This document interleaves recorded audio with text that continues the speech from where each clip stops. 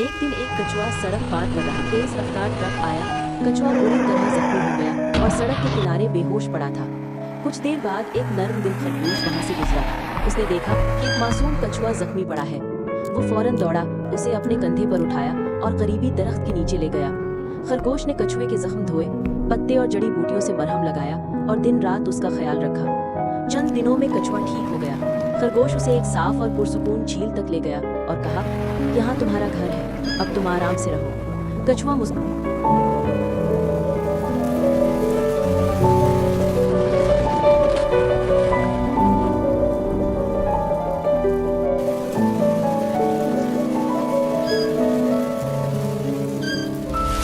है जो मुश्किल वक्त में काम आए।